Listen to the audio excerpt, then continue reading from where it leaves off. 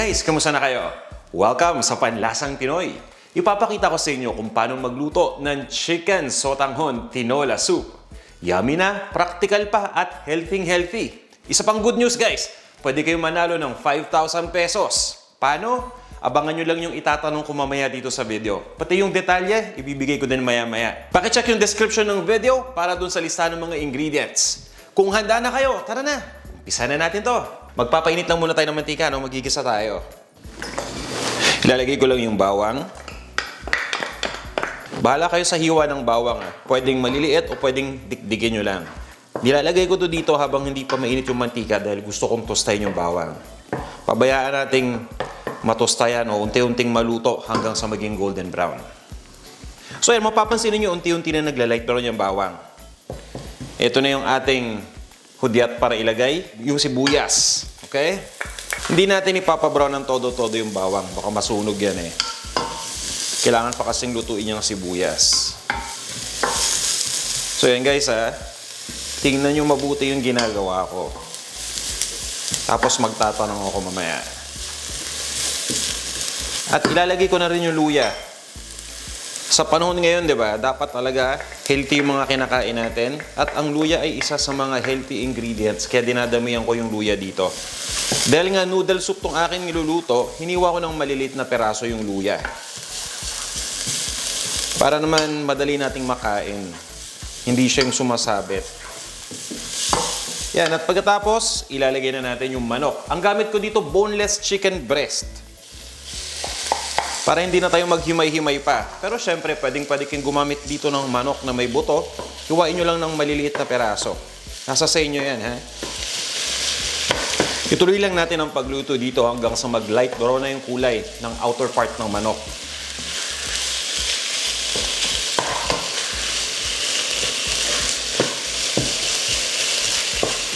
So yan, okay na to.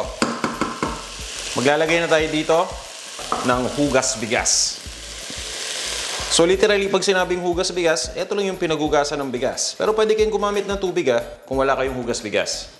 Dahil hindi nyo naman kailangan kumain ng kanin dito sa ating dish. No? Pwedeng hindi nyo na kaninan to dahil may noodles naman. Yan. At takpan muna natin yung lutuan. Pabayaan lang natin itong kumulo.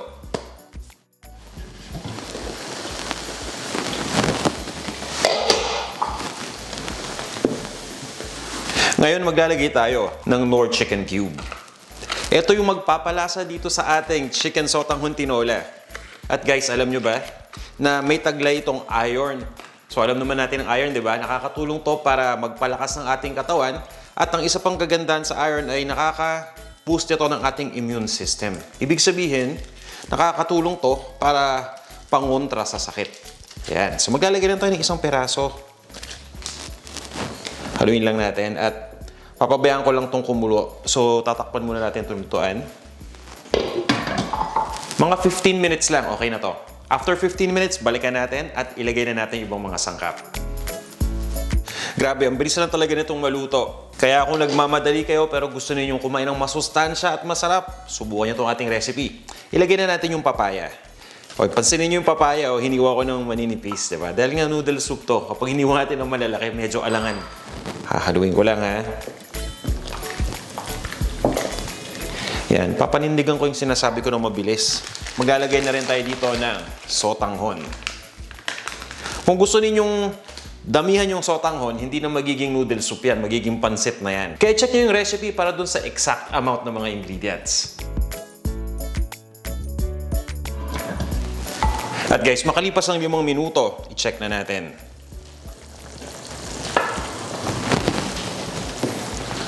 So ayan Tama-tama lang yung ratio ng sabaw at ng noodles.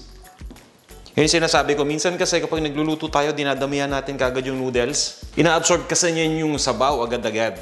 Kaya kung gusto ninyong malaman kung gaano karaming noodles, unti-untiin nyo lang.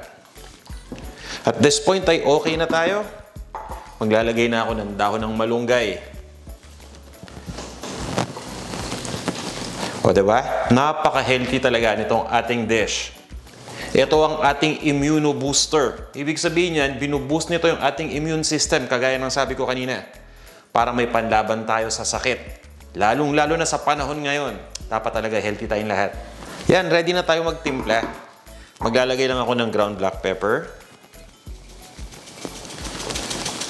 At ng patis. Kung hindi kayo gumagamit ng patis, pwedeng asin.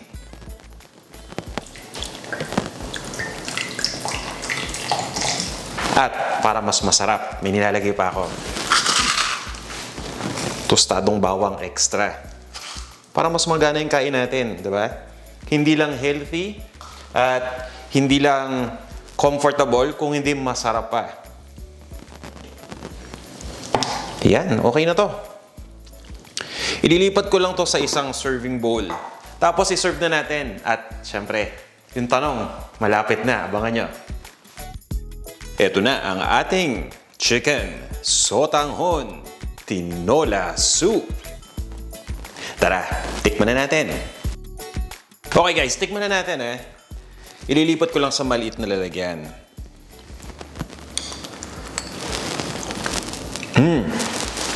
Ang sarap. Grabe. Ang kagandahan kasi dito, napakasimple ng niluto natin, minimal ingredients, pero pagdating sa lasa, okay na okay. Kung gusto niyo na medyo malasang-malasa, magdagdag kayo ng patis, so nasa sa inyo yun. Pero grabe to. Okay na okay yung ating ginawang twist. Dito sa, actually simpleng twist lang to, no? Dito sa ating chicken tinola, nilagyan lang natin ng sotanghon. At ang ganda ng texture ng noodles. Hindi nyo na kailangan magkanin dahil nga noodles na to nakakabusog na. Guys, sana subukan nyo itong ating recipe. At pagdating nga pala dun sa contest, para dun sa mga nag-aabang. Ito lang yung background yan. Mamimigay ako ng 5,000 pesos. Sa video na to sa tanong na itatanong ko. So isa lang muna yung mananalo sa ngayon. Huwag kayong mag-alala. Umpisa pa lang to.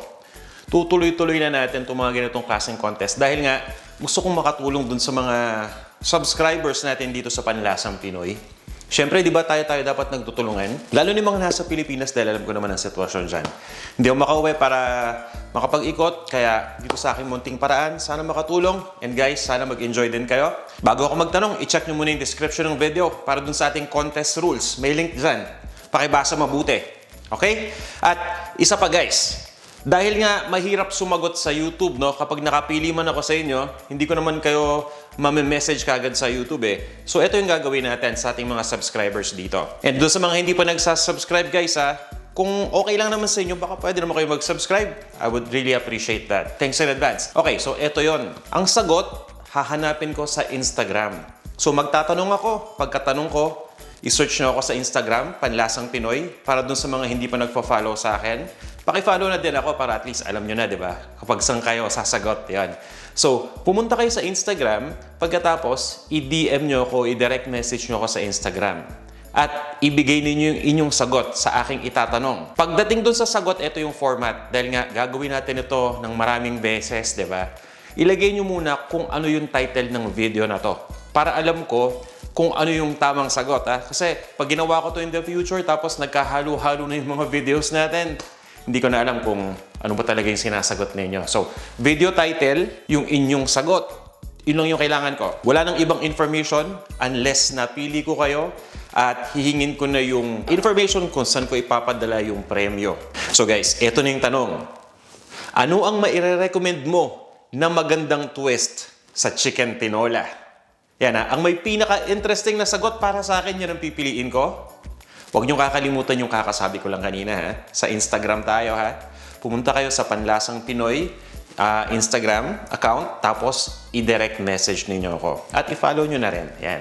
Tapos mamimili ako dun sa mga direct message. Okay guys, maraming salamat sa pagnood ng video na to at magkita-kita tayo ulit sa ating mga susunod pang videos. Hanggang sa muli.